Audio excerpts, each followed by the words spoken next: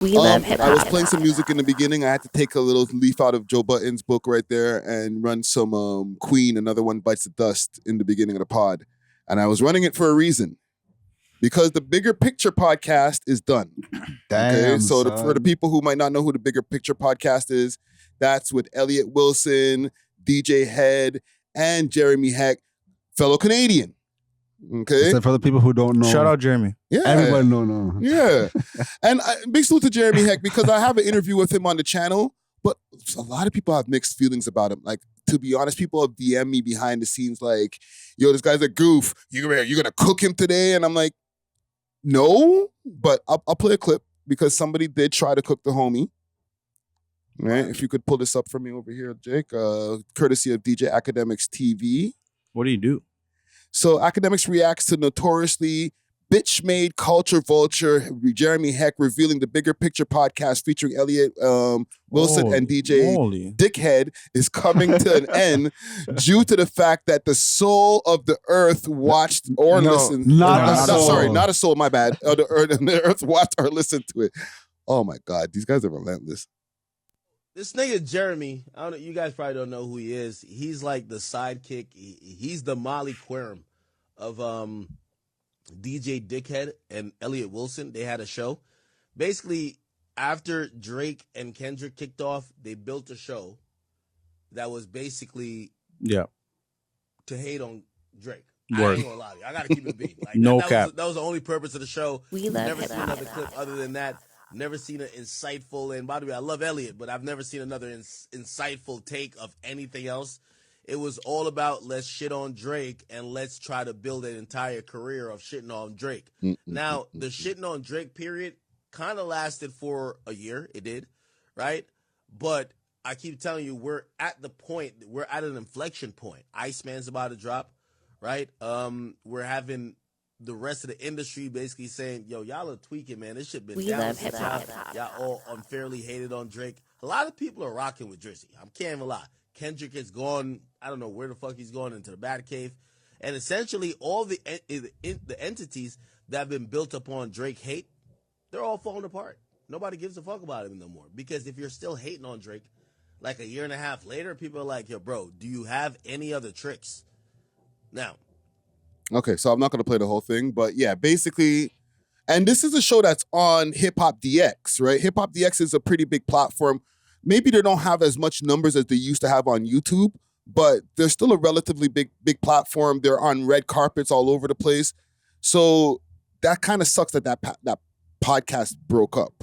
You know what I'm saying?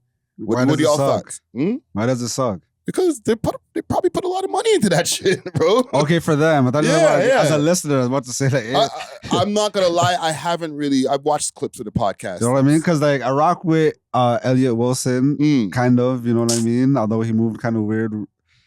Jeremy Head, I don't really know about him too much. You know? Yeah. DJ Head, nobody really cared for him. Like even when he was the main source for Kendrick News, it was like, all right, if we have to go through this guy, I guess we'll get the news from Broski. But then, like, Kendrick, like Axe said, is back in the Batcave. He's cooking up, you know what I mean? So we'll get an album in a few years. So, like, all these YouTubers and podcasters and stuff that were thriving off of the Drake hate and Kendrick glaze, like, there's nothing else. There's no more tricks up the sleeve. There's no more rabbits in the hats. It's kind of over for that. Yeah. I will say this also, when it comes to like starting a podcast off of a moment, there's problems that can come with that. You know what I'm saying? Because like they've mentioned it on their show themselves. They're like, yeah, we came together because, you know, this battle had so much crazy things. And then, you know, we decided, hey, let's just, instead of just talking about it, let's do a podcast. It sounds great in the beginning, but if that's where you started your podcast from, a battle, you're not going to last, bro. Because we had a lot of people come to this channel from the battle. But then they left because they're like, wait a minute, your opinions keep on changing. And I'm like, bro, if you came here because of the Drake and Kendrick battle, we didn't start here, bro. We just Drake's from Toronto, so we're going to talk about him. But we talk about shit that happens here. You know what I'm saying? So if you're not here for that, then go somewhere else. I don't know. Realistically, they should have left making this podcast up to like some kids. Like Elliot Wilson shouldn't have stooped down to this shit.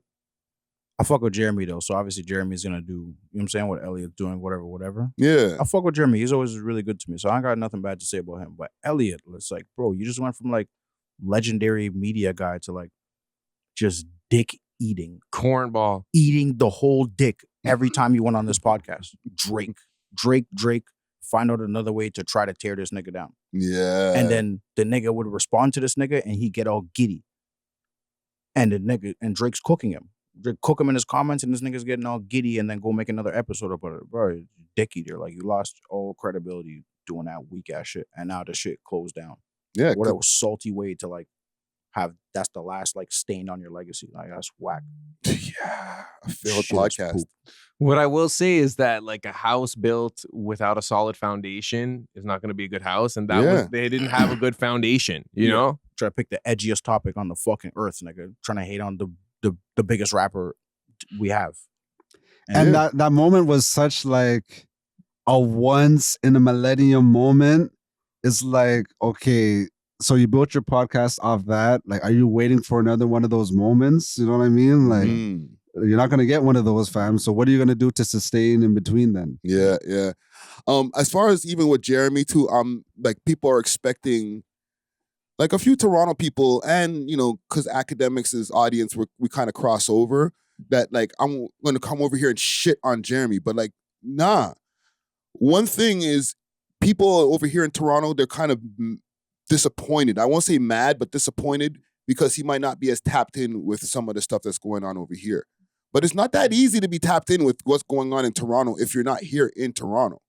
You know what I'm saying? I can't. Broski has the internet though, fam. No excuse. If you're a music man and like you're from over here, I feel like you should kind of go out of your way to try to infiltrate that if you're over there. You know what I mean? If he's from over here in Toronto, he's from Winnipeg. Bro, he's from Canada. You should be putting some Canadian talent over there. This guy's Glazing Kendrick. there's enough blog pages and Reddit threads for him to, you know, stay up to date if he really wanted to. Well, that's why we had to link up and we had to do the interview because he didn't know. You know what I'm saying? What do you think? Do you think it's because like you deal with people who move to America? It's like, fam, I don't know what's going on over here in Canada like that, bro. Is that a L? Like, I don't know, not necessarily. I feel like if something's buzzing enough, you're gonna see it on your gram or you're gonna hear about it. Like, for instance, there's this kid named, have you heard of this kid named Sarisa? No. Okay, so Sarisa, he's like 16-year-old kid. He makes music similar to that guy, Two Hollis. It's like underground shit. But I know too. Oh, yeah. I think I know what you're talking about. see, exactly. Yo, Bro, wait. if you buzzing, nigga gonna hear about you. So, bro, I'm so tired of like the entitled, like, you're supposed to know about me thing. Like, bro, pay some people to talk Yeah. about you and I know this guy. and make people figure out about you. Like, it's not. Nah, but to say, I Nobody's don't supposed to know come to your doorstep. any Canadian talent is crazy. He Yeah. didn't say he didn't Yeah. know any. He might not be as tapped in to be able to draw for a 100-band plan or something like that. But like he knows Shout out Pressa. Buddha. You know what I'm saying? Yeah. He knows It's like, Smiley. But like He those knows are- Sav or Casper? I'm sure. I think he knows Sav. But Okay. when I did the interview with him, I don't know if he knew because I was trying to put him onto a few people. I don't think he knew Casper. You know what I'm saying? But like Sav, he went all over the place. Yeah. Yo, tell your boy. Look at Nah, stuff. your boy got swept in the fourth quarter, bro. Yo, Sarisa's actually a sick artist. I know. Yeah. So you manage him? Or you, No, or you know him? no. It's Okay. just like, that's just my young boy. Yo, he's sick. Yeah, I fuck with him. Yeah. Well, listen, man. Salute to all three parties involved, I guess. I don't know if they can get a salute. I'll salute to Jeremy. That's who I'll salute. Salute to Jeremy. Word. All right. Fuck with Jeremy. But yeah, man, it's not that, and I'll say this in closing also, it's not that easy to keep a podcast going. These guys spent like a lot of money on that set. You know what I'm saying? They can't do that for 30 racks views per episode, if that. You know what I'm saying? That's great for us. You know what I'm saying? But for them, when they're spending thousands of dollars on production, that not make it, Bridget. But the thing is, a lot of people, I don't know if it's ego or narcissism, but you know, Joe Budden said, "Oh, I'm making $2 million off my Patreon. This is that." Man, them like Elliot Wilson and DJ Head and those mans, but oh, if Joe Budden could make 2 million, I know we could clear this. I know, blah, blah. I don't know. Men are doing podcasts just because they see another man pop off with it. Yeah. And they don't realize the work it actually takes. Yeah. And that's the thing. It takes work to really, they ain't Joe Budden. Joe Budden does 2 to maybe 4 days a week of podcasting if you include the Patreons. He's out there he's on all of those times, you know what I'm saying? And them he niggas ain't as engaging. And he had to build it for like 5 years, not making no bread. Yeah. You know, people calling it, oh, you're ways for doing this, that. So yeah. So yeah, salute to them, but like, yeah, podcasting ain't as easy as it looks. Thanks for watching. If you enjoyed this video, please make sure to check out these other videos on the screen and make sure to like and subscribe. We love hip hop.